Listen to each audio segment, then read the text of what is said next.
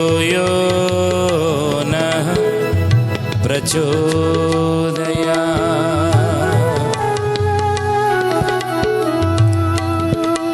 महाब्रह्म निर्विकल्पं पूर्णानन्दमयं हरि सर्वघटेज अच्युत तस्य पदे नमाम्यहम्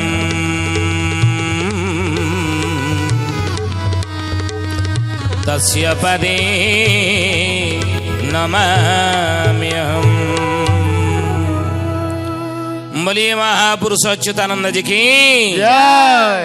सुधी जानी ज्ञानी गुणी मंडली आजिर मालिका वचन को आपण मानक स्वागत जनाऊँ। आजिर मालिका वचन रे आमे आलोचना करिया को जाउछि। अच्युतानंद महापुरुष शिष्य रामचंद्र को कहउछनि बापुरी कली जुग रे देवादेवी माने आ पूजा पाइबे नाही। कली जुग रे देवादेवी माने आ पूजा पाइबे नाही मंदिर मानकरे। शिष्य रामचंद्र पचारे गुरुदेव केबे कली जुग रे केबे देवादेवी माने आ पूजित हेबे नाही बा पूजा पाइबे नाही। महापुरुष मालिकार लिखिछन आमे से विषय आज आलोचना करिबा। हे ज्ञानी गुणी मंडली आलोचना शेष जने भक्तर ना मध्य आपन को आमे कहबो कि से भक्त को तार जन्म कोन तार ना हिथिबो जाको 600 वर्ष तले अच्युतानंद महापुरुष भक्त तालिका ता ना लिखिछन भक्त कलारे से जन्म हिथिबो। रे रामचंद्र सुनिनिय देवतीर्थ मान पूजा जेन हिब शिवालय करी रति शिवालय करी रति सुजने शिवालय करी रति पांच थात विंश बसी एक ठावे नहिब पूर्ण जे जाति सुण सुजने गुणी बेड़ काल आसी लाणी हे सुण सुजने गुणी देवतीर्थ मान पूजा जे नहिब शिवालय करी रति कर्ण को दुख दहेले मध्य ही ज्ञानी गोड़ी मंडली महापुरुष लिखिछन ये पदटी मालिकार नाम है शिवकल्प नवखंड निर्खंड कहले देवतीर्थ मान पूजा जे नहिब पूजा आगु हबनी शिवालय करी रति मंदिर मानकरे एभली सब चलिबो। आज आपण जाउना देखिबे विभिन्न मंदिर जाहंतु आपण देखिबे से मंदिर रे पुओ झियो माने नहीं पुओ झियो माने कपल माने सेठी जाइकी ये होची निरला स्थान सेठी की चल जिबा सेठी आमे वार्तालाप करिबा बा सेठी कथोपकथन करिबा बा सेठी आमे सेठी समय बितेइबा नहीं अप्रिय हेले मध्य कर्ण को अप्रिय कथा सुनिबा को कर्ण को कष्ट हेले मते ये अप्रिय सतना आ नहीं आओ 5-7 विंश बसी एक ठाबे नहिब पुण जे जाति महापुरुष कहते 5-7 सब एकाठी हेबे जातिगतर आगु को किछि रहिब नाही। से समय रे हे ज्ञानी गुणी मंडली मिछ नुहे आगु को आपण देखिबे आगु आपण देखिबे एक जाति हेबो मानव जाति। महापुरुष लिखिचंदी एभली परिस्थिति आसीबो कैबल्य बोलीण अर्ण मंडली करिबे अर्ण मंडली करिबे पंडित माने जे शूद्र उचिष्ट भुंजीबे शूद्र उचिष्ट भुंजीबे कैबल्य बोलीण अर्ण मंडली करिबे। आज आपण भोजी भात हेउछि गोटे जगह भोजी भात हेउथिबो पिकनिक ही मने को आमे जाउ नांथि कि विभिन्न जगह को तेणु सेठी भोजी भात कला बेले किए का जाति के पचार कि तोर को जाति तू अलगा बसिक खा सी अलग आगुरी थिला ये जाति प्रथा जो बाछ विचार अनेक थिला आगुरी बहुल भाव में प्रचलित समाज रे हिथला किंतु वर्तमान ताहा नाही। आमे काहू पचारू ना तुम्हें कौ जाति तुम ये बस खाऊ तू कौ जाति ना आगुरी थिला पचारू थे ना ये साड़े जा से बस दूर 50 ବର୍ଷ ତଳକୁ ଯଦି ଚାଲିଯିବା ନା, ଗାଁ ଗଣ୍ଡାରେ ଯେତେବେଳେ ଭୋଜି ହୁଏ ସେତେବେଳେ ଅସବର୍ଣ୍ଣ ମାନେ ପଛରେ ଆସିକି ଖାଆନ୍ତି ନାଇଁ, ଆପଣ ଦେଖିଥିବେ, ନଜର ଥିବ। ଆମେ ଘର ଭିତରକୁ ପ୍ରବେଶ କରେଇ ଦିଅନ୍ତି ନାହିଁ। ଇ ଗୋଟେ ଅନ୍ଧ ପରମ୍ପରା ଥିଲା। ମାନବ ଜାତି ଏକ ଜାତି ନା, ମାନବ ସମାଜ ଏକ ଜାତି ନାଇଁ। ଜଣେ ମେଡ଼ିକାଲରେ ପଡ଼ିଛି ପେସେଣ୍ଟ, ତାର ରକ୍ତ ଦରକାର ହେଲା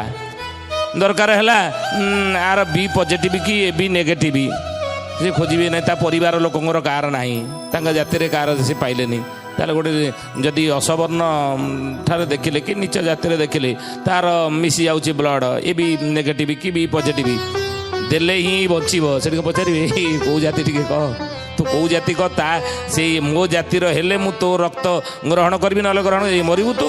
ସେଠି ଆଉ ଦେଖା କିଛି ବାଛ ବିଚାର ରହେ ନାହିଁ, ଜାତିଗତ ଦେଖାଯାଏନି ନାଇଁ। ଯଦି ସେ କ୍ଷେତ୍ରରେ ଦେଖୁନା କାହିଁକି ଜାତିଗତର ପ୍ରଥାକୁ ମୁଣ୍ଡରେ ମୁଣ୍ଡେଇଛ ରେ କଳି ଯୁଗର ମଣିଷ। ମହାପୁରୁଷ ମାଳିକାର ପରେ ଲେଖିଛନ୍ତି, ସମସ୍ତେ ଯେ ଏକ ଜାତି ଜ୍ଞାନ ବଳେ ବାବୁ ଜ୍ଞାନ ବଳେ ସଂସାର ଚଳିବା ପାଇଁ ହୋଇଛି ନିର୍ମିତ ବାବୁ ହୋଇଛି ନିର୍ମିତ। ସମସ୍ତେ ଯେ ଏକ ଜାତି ଜ୍ଞାନ ବଳେ ହେଜ। ଅଚ୍ୟୁତାନନ୍ଦ ମହାପୁରୁଷ ମାଳିକାର ନାମ ହେଲା କୈବର୍ତ୍ତ ଗୀତା।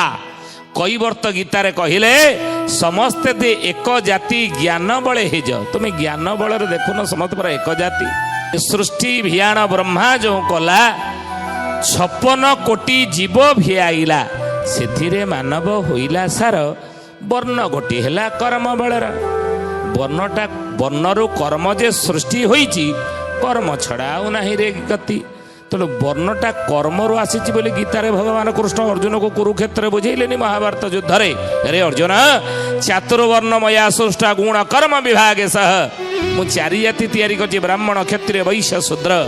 କର୍ମ ଅନୁସାରେ ଜନ୍ମ ଅନୁସାରେ ନୁହଁ, ଗୁଣ ଆଉ କର୍ମ ଅନୁସାରେ ଜାତି।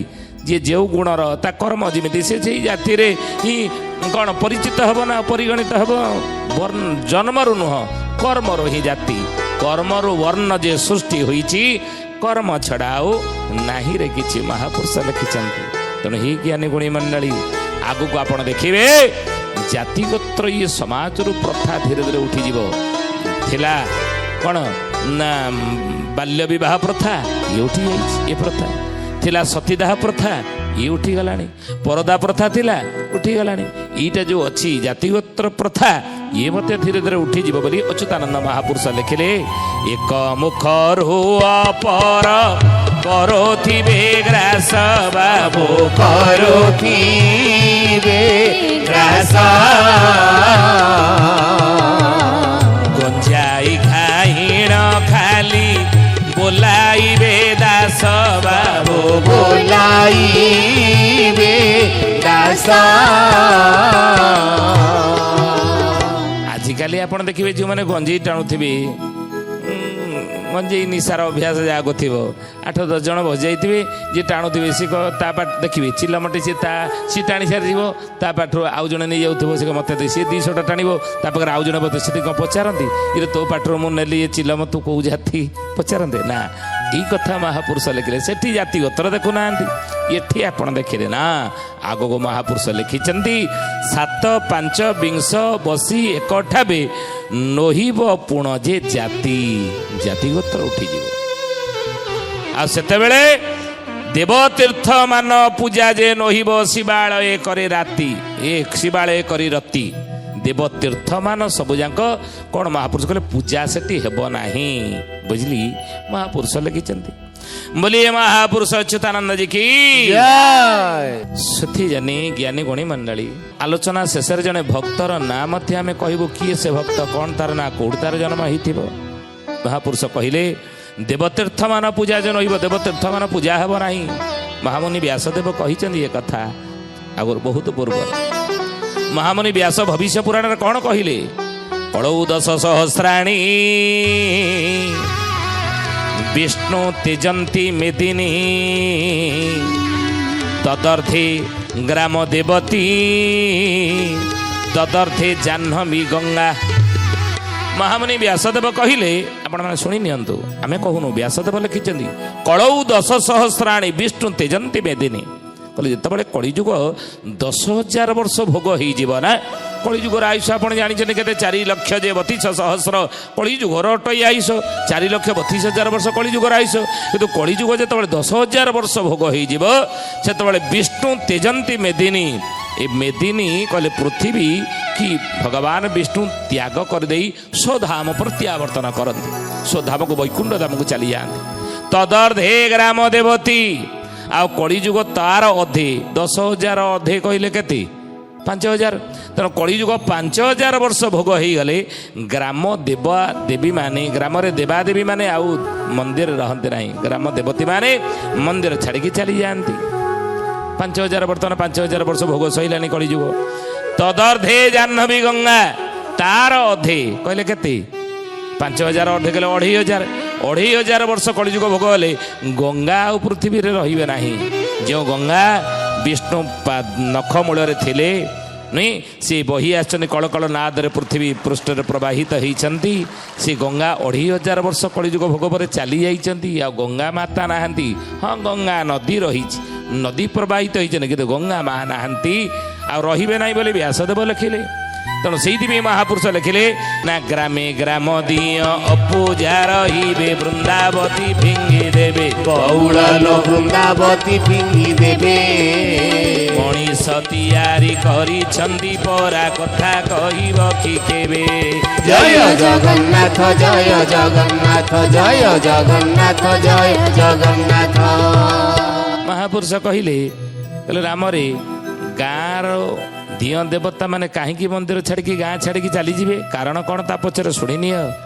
ଗ୍ରାମେ ଗ୍ରାମ ଦିଅଁ ଅପୂଜା ରହିବେ, ଗ୍ରାମରେ ଦିଅଁ ଦେବତା ମାନେ ଠିକ ସମୟରେ ପୂଜା ପାଇବେ ନାହିଁ। ଆଉ ପୂଜା ପାଇବାର ଗୋଟେ ନୀତି ନିର୍ଘଣ୍ଟ ହେଇଥାଏ ନା ନାଇଁ। ଶାସ୍ତ୍ର ପୁରାଣରେ ଋଷି ମୁନିମାନେ, ଯୋଗୀନ୍ଦ୍ର ଜ୍ଞାନୀନ୍ଦ୍ର ସନ୍ଥ ମହାତ୍ମା ମହାପୁରୁଷ ମାନେ ଲେଖିଛନ୍ତି, ଶାସ୍ତ୍ର ପୁରାଣରେ ଦେବାଦେବୀ ମାନଙ୍କର ନୀତିକାନ୍ତି କେତେବେଳେ କେଉଁ ସମୟରେ ହବା, କେଉଁ ନୀତି ଦେବାଦେବୀ ମାନେ ଯେଉଁମାନେ ଗାଁରେ ହଉ ବା ମନ୍ଦିରରେ ହଉ ବା ଅନ୍ୟ କୌଣସି ହଉ ଦେବାଦେବୀ ମାନେ ସବୁ ସ୍ଥାପନା ହେଇଥିବେ, ତାଙ୍କର ନୀତିକାନ୍ତି କେଉଁ ନୀତି କେଉଁ ସମୟରେ ହେବା ଆର ନିୟମ ରହିଛି। ଶୟନର ନିୟମ କେତେବେଳେ, ଜାଗ ଉଠିବାର, ଠାକୁରଙ୍କର ଦେବାଦେବୀଙ୍କର ଉଠିବାର ସମୟ କେତେବେଳେ ନାଇଁ, ସେଇଭଳି ସକାଳ ଯେତେବେଳେ ନୈବେଦ୍ୟ ଅର୍ପଣ କରାଯିବ ତା ସମୟ କେତେବେଳେ, ସକାଳ ଧୂପର ସମୟ କେତେବେଳେ, ନୀତି ନିର୍ଘଣ୍ଟ ହେଇଥାଏ, ଶାସ୍ତ୍ର ପୁରାଣ ହେଇছে ନା। ଆଉ ତା ଦେହରେ ଯଦି ବ୍ୟତିକ୍ରମ ହେବ, ସେଥିରେ ଯଦି ବ୍ୟତିକ୍ରମ ହୁଏ, ସକାଳ ନୀତି, ସକାଳ ଧୂପ, ସକାଳ ଆଳତି ଯଦି ଦିନ ବ୍ରାହ୍ମ ମୁହୂର୍ତ୍ତରେ ହେବା କଥା ସୂର୍ଯ୍ୟ ଉଦୟ ପୂର୍ବରୁ, ଯଦି ତାହା ଦିନ 10ଟା 11ଟା ବେଳେ ହୁଏ କି 9ଟା ବେଳେ ହୁଏ, ତାହେଲେ ନୀତିକାନ୍ତିର ବିଭ୍ରାଟ ହେଲା ନାଇଁ। ତେଣୁ ମହାପୁରୁଷ ସେଇ କଥା କହିଲେ, ଗ୍ରାମେ ଗ୍ରାମ ଦିଅଁ ଅପୂଜା ରହିବେ, ଠିକ ସମୟରେ ପୂଜା ପାଇବେ ନାହିଁ। ବେଳେ ବେଳେ ଅପୂଜା ମଧ୍ୟ ରହିବ, ସମୟ ଆସିବ ରାମରେ ଦେଖିବ କଳିଯୁଗ ଶେଷ ସମୟରେ ଅପୂଜା ରହିବେ, ବୃନ୍ଦାବତୀ ଫିଙ୍ଗି ଦେବେ। ବୃନ୍ଦାବତୀ କି ଲୋକମାନେ ପୂଜା କରିବାକୁ ମଧ୍ୟ ପସନ୍ଦ କରିବେ ନାହିଁ। ଆଗାମୀ ସମୟରେ ଆପଣ ଦେଖିବେ ଆଧୁନିକତାର ଚାକଚକ୍ୟ ଭିତରେ ଅପସଂସ୍କୃତିକୁ ଗ୍ରହଣ କରି ଏବଂ ସଭ୍ୟ ଶିକ୍ଷିତ ବୋଲାଉଥିବା କଳିଯୁଗରେ ଏ ଭଦ୍ର ବ୍ୟକ୍ତି ଯାହାକୁ ଆମେ ଭଦ୍ର ମଣିଷ ଯାହାକୁ କହୁଛେ କ'ଣ କରିବେ ନା, ବୃନ୍ଦାବତୀ ଆକୁ ପୂଜା କରିବା କ'ଣ ପାଇଁ? ଇରେ ମଣିଷ ତିଆରି କରିଛନ୍ତି ପରା, ୟାକୁ ମଣିଷ ତିଆରି କରିଛି ବୃନ୍ଦାବତୀ କି, ମଣିଷ ତିଆରି କରିଛି ମନ୍ଦିରକୁ, ମଣିଷ ତିଆରି କରିଛି ପଥର ମୂର୍ତ୍ତି କି, ମଣିଷ ତିଆରି କରିଛି ଏ ଧାତୁ ମୂର୍ତ୍ତି କି। ଆଉ ଇଏ କ'ଣ କେବେ କଥା କହିବ? ଆଜିକାଲି ବିଜ୍ଞାନର ମିଛ ଦ୍ୱାହି ଦେଇ ଆଧୁନିକତାର ଚାକଚକ୍ୟ ଭିତରେ ଏଇ ପିଲାମାନେ ଏଇ କଥା ପଚାରିବେ। ଶିକ୍ଷିତ ସଭ୍ୟ ବୋଲାଉଥିବା, ଉଚ୍ଚ ଶିକ୍ଷିତ ବୋଲାଉଥିବା ପିଲାମାନେ ଏଇ କଥା ପଚାରିବେ, ବାପା ହେ ମା ତମେ କହୁଛ ଠାକୁର ପୂଜା କରିବି, କାହିଁ ଠାକୁର କ'ଣ କଥା କହିବ? ସେ କଥା କହୁଛନ୍ତି, ପାଟି ଖୋଲୁଛନ୍ତି, ଖାଉଛନ୍ତି କିଛି, ଆଉ ଖାଉନାହାନ୍ତି, କଥା କହୁନାହାନ୍ତି, କାହିଁକି ମୁଁ ପୂଜା କରିବି? ଇଏ ଯୁକ୍ତି ବାଡ଼ିବେ। ଇରେ ଯାଉନ ମୁଣ୍ଡିଆ ମାରୁନୁ, ମା କହୁଥିବ ଯା ମୁଣ୍ଡିଆ ମାରେ, ଟିକେ ଯା ନମସ୍କାର କର, ଟିକେ ଠାକୁରଙ୍କୁ ପୂଜା କର। ନା ପୂଜା କାହିଁ କରିବି, ସେ କ'ଣ କେବେ କଥା କହୁଛନ୍ତି? ତୁ ଏତେ ଦିନ ପୂଜା କରି କ'ଣ ଫଳ ପାଇଛୁ? ଏଇ କଥା କହିବେ। ମହାପୁରୁଷ କହିଲେ ମଣିଷ ତିଆରି କରିଛନ୍ତି ପରା, କଥା କହିବ କି କେବେ? এই কারণ যোগু পূজা অপূজা রহিবা যোগু গ্রামর দিয় দেবতা মানে মন্দির ছাড়িকি গ্রাম ছাড়ি চালি যাবে, রামরে তুমি দেখিব। বলিয়ে মহাপুরুষ অচ্যুতানন্দ জি কি। ସୁଥି ଜାନି ଜ୍ଞାନୀ ଗୁଣୀ ମଣ୍ଡଳୀ ମହାପୁରୁଷ କହିଲେ ମଣିଷ ତିଆରି କରିଛନ୍ତି ପରା କଥା କହିବ କି କେବେ। ଆଜି ଉଚ୍ଚ ଶିକ୍ଷିତ ବୋଲାଉଥିବା ବିଜ୍ଞାନକୁ କେବଳ ବିଶ୍ୱାସ କରୁଥିବା ଆଧୁନିକତାର ଚାକଚକ୍ୟ ଭିତରେ ଚଳି ଆସୁଥିବା ଆଜି ଅପସଂସ୍କୃତିକୁ ଗ୍ରହଣ କରିଥିବା ଅନେକ ଏଇ ଯୁକ୍ତି ସମାଜରେ କରୁନାହାନ୍ତି କି। ହେତୁବାଦୀ ମାନେ ଆପଣ ଦେଖିବେ, ହେତୁବାଦୀ ମାନେ ସେ କ'ଣ କହୁଛନ୍ତି, ଠାକୁର ଠାକୁର କ'ଣ ଠାକୁର ଫାକୁର ଆମେ କିଛି ମାନୁନା। ସେ କ'ଣ କଥା କହିବେ, ସେ କ'ଣ ଠାକୁରଙ୍କୁ ମୋତେ ଦେଇଦେବେ ନା ମୋ ଘରେ ପଇସାର ଅଭାବ ଅଛି ଆଣିକି ମୋତେ ଦେଇଦେବେ ନା ମୋ ପିଲାର ଚାକିରି ହେଉନି ଚାକିରି ଦେଇଦେବେ ଠାକୁର। ତାକୁ କାହିଁକି ପୂଜା କରିବେ ପଥର ମୂର୍ତ୍ତିକି ହେତୁବାଦୀ ମାନେ ଆଜି ଅନେକ କହୁନାହାନ୍ତି କି ସମାଜରେ। ଏଇଆ ହବ ବୋଲି 600 ବର୍ଷ ତଳେ ଜ୍ଞାନୀ ଗୁଣୀ ମଣ୍ଡଳୀ କାଗଜ କଲମରେ ଯେତେବେଳେ ଉଦ୍ଭାବନ ହେଇନଥିଲା ତାଳପତ୍ର ଲେଖନୀରେ ମହାପୁରୁଷ ଲେଖିଥିଲେ ଆଜି ଘଟୁଛି ଏ ଘଟଣା ନାଇଁ। ଆହୁରି ଯୁକ୍ତି କରି କହିବେ ମୂର୍ତ୍ତିକା ପାଷାଣ ଧାତୁ ନିର୍ମାଣ ପ୍ରତିମାକୁ ଦେଖି ଥୋକେ ବଉଳ ଲୋ ପ୍ରତିମାକୁ ଦେଖି ନ କରନ୍ତି ପୂଜା ବୋଲନ୍ତି ମନୁଜା ଗଢ଼ିଛନ୍ତି କୌତୁକେ। ଜୟ ଜଗନ୍ନାଥ ଜୟ ଜଗନ୍ନାଥ ଜୟ ଜଗନ୍ନାଥ ଜୟ ଜଗନ୍ନାଥ।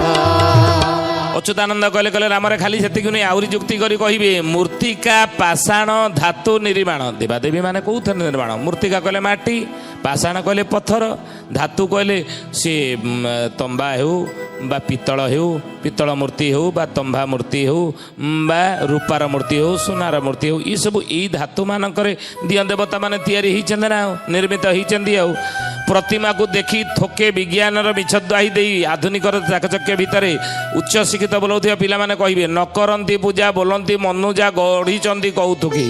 ମଣିଷ ମାନେ ଇଏ ଆଜକୁ ଅନେକ ବର୍ଷ ତଳେ ଏ ଗୋଟେ ଖୁସି ମିଞ୍ଜାସ ତାଙ୍କର ଯେତେବେଳେ ଥିଲା ସେ ଖୁସି ମିଞ୍ଜାସରେ କୌତୁକରେ ଗୋଟେ ହସ ଖୁସିରେ ଗୋଟେ ଗଢ଼ି ଦେଇଛନ୍ତି ଏଇଭଳି ଠାକୁରଙ୍କ ମୂର୍ତ୍ତି ନା। ଆଉ ପ୍ରକୃତରେ ରାମଙ୍କର ମୂର୍ତ୍ତି, କୃଷ୍ଣଙ୍କର ମୂର୍ତ୍ତି, ହନୁମାନଙ୍କର ମୂର୍ତ୍ତି, ତାଙ୍କର ଯେଉଁ ଆକାର, ତାଙ୍କର ଯେଉଁ ପ୍ରକାର, ତାଙ୍କର ଯେଉଁ ଗଦା ଧରିଛନ୍ତି ଅମକେ ଧରିଛନ୍ତି, ଶିବଙ୍କର ଏ ପ୍ରତିମୂର୍ତ୍ତି ଏଇଭଳି କ'ଣ ଠାକୁର ଦେଖିବାକୁ ଏଇଭଳି ଏଗୁଡ଼ା କୌତୁକରେ ଗୋଟେ ତା ରୂପ ଦେଇଯାଇଛି ନା। ଏ ବିଜ୍ଞାନର ମିଛ ଦ୍ୱାହି ଦେଇ ଆଧୁନିକ ସମାଜର ଯୁବକମାନେ ଏଇ ଯୁକ୍ତି ବାଢ଼ିବେ, ହେତୁବାଦୀ ମାନେ ଏଇ ଯୁକ୍ତି ବାଢ଼ିବେ, କହିବେ ଏ ଯେତେ ଦେବତା ନ କହନ୍ତି କଥା ନ କରନ୍ତି କିଛି ଗ୍ରାସ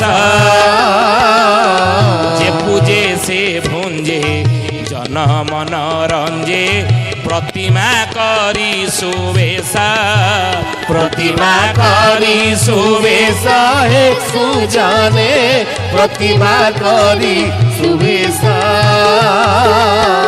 ପ୍ରତିମା କରି ସୁବେଶ ହେ ସୁଜନେ ପ୍ରତିମା କରି ସୁବେଶ। ଅଚ୍ୟୁତାନନ୍ଦ ମହାପୁରୁଷ କହିଲେ ଖାଲି ସେତିକି ନୁହେଁ, ଆହୁରି ହେତୁବାଦୀ ମାନେ କହିବେ ଏ ଯେତେ ଦେବତା ନ କହନ୍ତି କଥା। ଦେବତା କ'ଣ କଥା କହିବ ନା? ନା, ଏ ଦେବତା କଥା କହନ୍ତି ନାହିଁ। ନ କରନ୍ତି କିଛି ଗ୍ରାସ, ଇ କିଛି କ'ଣ ଖାଉଛନ୍ତି? ଯଦି ଭଗବାନ ଖାଉଥାନ୍ତେ ଆମେ ତାଙ୍କୁ ଯୋଗେଇ ପାରନ୍ତେ ନା? ଯୋଗେଇ ପାରନ୍ତେ ନାହିଁ। ହେ ଜ୍ଞାନୀ ଗୁଣୀ ମଣ୍ଡଳୀ ମନ ଦେଇକି ଶୁଣନ୍ତେ କଥା। ମନେ କରାଯାଉ ଗୋଟେ ମାଆଟିଏ ମନ୍ଦିର ନେଇକି ଗଲା, ଭୋଗରାଗ ନେଇକି ଯାଇଛି। ଭୋଗରାଗ କରିବା ସମୟରେ ଭଗବାନଙ୍କ ନିକଟରେ ନୈବେଦ୍ୟ ନନା ଅର୍ପଣ କରିବେ। ନୈବେଦ୍ୟ ଅର୍ପଣ କଲାବେଳେ ଏହି ସମୟରେ ଯଦି କୌଣସି ଆଶ୍ଚର୍ଯ୍ୟ ଘଟଣା ଗୋଟେ ଅଲୌକିକ ଘଟଣା ଘଟେ, ସାକ୍ଷାତ ଯେଉଁ ପ୍ରତିମୂର୍ତ୍ତି ପୂଜା ପାଉଛନ୍ତି ମନ୍ଦିରରେ ଲମ୍ବା ହାତଟା ବଢ଼େଇକିରି ତାଙ୍କ ହାତଟାକୁ ବଢ଼େଇ ଦେଇ ଯଦି ସେ ଭୋଗରାଗ ଟିକେ ନେଇକି ପଳେଇଗଲେ, ଖାଇଦେଲେ, ନନା ଆଶ୍ଚର୍ଯ୍ୟ ତ ପ୍ରଥମେ ଏବେ ଅସମ୍ଭବ ତାଙ୍କୁ ଲାଗୁଥିବ, ନାଇଁ ଆଶ୍ଚର୍ଯ୍ୟ ହେଇଯିବେ। ପଛପଟେ ଯେଉଁ ମାଆଟି ନେଇକି ଯାଇଥିଲା ସିଏ ଦେଖିଲେ ତାଟକା ହେଇଯିବ, ହେଇକି ଚାରିଆଡ଼େ ପ୍ରଚାର କରିଦେବ। ତୁମେ ଜାଣିଛ ସବୁ ଲୋକମାନେ ସବୁ ଶୁଣ, ତୁଣ୍ଡ ବାଇଦ ସହସ୍ର କୋଶ ନ୍ୟାୟରେ ପ୍ରଚାର ହେଇଯିବ। ମୁଁ ଆଜି ଯାହା ଭୋଗ ନେଇକି ଯାଇଥିଲି ସାକ୍ଷାତ ମା ଠାକୁରାଣୀ ହାତ ବଢ଼େଇକି ନେଇଗଲେ ମୋର ସବୁ ଯାକ ଭୋଗ। ଆଉ ତମ ପାଇଁ କ'ଣ ଭୋଗ ପାଇବା ପାଇଁ ମୁଁ ଆଣିଥାନ୍ତି? ସବୁ ଯାକ ବା ଠାକୁର ଖାଇଗଲେ ଭୋଗ। ନା ଠାକୁର ଭୋଗ ଖାଇଲେ ତୋର? ନା ସତ ନା କ'ଣ? ନା ହଁ ସତରେ ପୁରା ଖାଇଗଲେ। ନା ଯଦି ଖାଇଗଲେ ଆଜି ତାକୁ ଖାଇଗଲେ, ଚାଙ୍ଗୁଡ଼ାଟା ଖାଲି ନେଇକି ଆଇଛୁ, ଥାଳିଟା ନେଇକି ଆଇଛୁ, ତାକୁ ଯଦି ନେଇଗଲେ ତାପରେ ତତେ ଗୋଡ଼େଇକି ଖାଇଲେ କ'ଣ ହବ? ନା ଆଉ କେହି ମନ୍ଦିର ଯିବେନି। ଭଗବାନ ଖାଉନାହାନ୍ତି ବୋଲି ଆମେ ନେଇକି ଯାଉଛେ ନୁହେଁ। ମହାପୁରୁଷ ଲେଖିଲେ କଥା ଏ ଯେତେ ଦେବତା ନ କରନ୍ତି କଥା ନ କହନ୍ତି କଥା ନ କରନ୍ତି କିଛି ଗ୍ରାସ ଯେ ପୂଜେ ସେ ଭୁଞ୍ଜେ ଜନ ମନ ରଞ୍ଜେ ପ୍ରତିମା କରି ସୁବେଶ। କହିଲେ କେ ଦେବତା କେଉଁ ଭକତା କେ କାହାକୁ ପୂଜିଲା କେ ଭୋଗ ରାଗ କରାଉଛି କେହୁ ଗୋଟା ଭୁଞ୍ଜିଲା। ବୁଝିଲେ, ଯଦି ଭାବରେ ଦେବେ ଭାବେ ନ ବିଦ୍ୟତେ ଦେବା ତସ୍ମିନ୍ ଭାବ ହିଁ କାରଣ। ଭଗବାନ ଭାବରେ ହିଁ ଦାସିଆ ବାଉରି ନଡ଼ିଆ ସୁଦାମର ଖୁଦ ଭଜା ଶବରୀର ଅଇଁଠା କୋଳି ନେଇଥିଲେ ଆମର ନେବେ। ବୁଝିଲେ, ତେଣୁ ହିଁ ଜ୍ଞାନୀ ଗୁଣୀ ମାନେ ଏଭଳି କହିବା ଉଚିତ। ଯଦି କହିଲେ କହିକି ପୂଜା ନ କଲେ ଦେବାଦେବୀ ମାନେ ଗ୍ରାମରୁ ଅନ୍ତର୍ଧ୍ୟାନ ହେଇଯିବେ, ଆଉ ଗ୍ରାମ ଉପରେ ବିପଦ ପଡ଼ିବ, ପରିବାର ଉପରେ ବିପଦ ପଡ଼ିବ ବୋଲି ଅଚ୍ୟୁତାନନ୍ଦ ସତର୍କ କରିଛନ୍ତି। ଏମିତି ଭାବିବା ଉଚିତ ନୁହଁ। ସୁଧୀଜନୀ ଜ୍ଞାନୀ ଗୁଣୀ ମଣ୍ଡଳୀ, ଆଜି ତ ସମୟ ହେଇଛି, ତ ଆସନ୍ତୁ ବାଣୀକି ବିରାମ ଦେବା ପୂର୍ବରୁ ଜଣେ ଭକ୍ତର ନାଁ କହିବା। କି ସେ ଭକ୍ତ, କ'ଣ ତାର ନାଁ, କୋଉଠି ତାର ଜନ୍ମ ହେଇଥିବ? ସଦେଇପୁରରେ ଗୋଳ ଯେ ଚହଳ ତେର କଦମ୍ବ କୋନା, ତେର କଦମ୍ବକୁ ଅନାହେ ସୁଜନେ, ତେର କଦମ୍ବକୁ ଅନା। କେଶବ ବାବାଜୀ ସେଠାରେ ରହିଛି କ୍ଷୀରରେ ଆହୁତି ସିନା। ଶୁଣ ସୁଜନେ ଗୁଣୀ ବେଳ କାଳ ଆସିଲାଣି ହେ, ଶୁଣ ସୁଜନେ ଗୁଣୀ। ସୁଧୀଜନୀ ଜ୍ଞାନୀ ଗୁଣୀ ମଣ୍ଡଳୀ, ଆଜି ତ ସମୟ ହେଇଛି, ଜଣେ ଭକ୍ତର ନାଁ ଆମେ କହିଲେ। ସେ ଭକ୍ତ ସଦେଇପୁରରେ ଗୋଳଜ ଚହଳ ତେର କଦମ୍ବକୁ ଅନା। କେଶବ ବାବାଜୀ ସେଠାରେ ରହିଛି କ୍ଷୀରରେ ଆହୁତି ଛେନା। କେଶବ ବାବାଜୀ ଜଣେ ଥିବ ଭଗତ, କ୍ଷୀରରେ ଆହୁତି ଯଜ୍ଞରେ କରୁଥିବ। ଆମେ ତା ନାଁ କହିଲୁ, ଆପଣ ଠାବ କରିବେ ତେର କଦମ୍ବ ନିକଟରେ ସଦେଇପୁରରେ।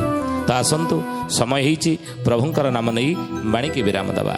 ଶ୍ରୀ ଅଚ୍ୟୁତ ଶରଣମ୍ ଶ୍ରୀ ଅନନ୍ତ ଶରଣମ୍, ଶ୍ରୀ ଅଚ୍ୟୁତ ଶରଣମ୍ ଶ୍ରୀ ଅନନ୍ତ ଶରଣମ୍, ଜଗନ୍ନାଥ ଶରଣମ୍ ବଳରାମ ଶରଣମ୍, ଜଗନ୍ନାଥ ଶରଣମ୍ ବଳରାମ ଶରଣମ୍, ଶରଣମ୍ ଶରଣମ୍ ଯଶୋବନ୍ତ ଶରଣମ୍, ଶରଣମ୍ ଶରଣମ୍ ଯଶୋବନ୍ତ ଶରଣମ୍, ଶରଣମ୍ ଶରଣମ୍ କଳ୍କି ରାମ ଶରଣମ୍, ଶରଣମ୍ ଶରଣମ୍ କଳ୍କି ରାମ ଶରଣମ୍, ଶରଣମ୍ ଶରଣମ୍ ଶରଣମ୍ ଶରଣମ୍ ଶରଣମ୍ ଶରଣମ୍ ଶରଣମ୍ ଶରଣମ୍, ଓ ଶରଣମ୍ ଶରଣମ୍ ଶରଣମ୍ ଶରଣମ୍ ଶରଣମ୍ ଶରଣମ୍ ଶରଣମ୍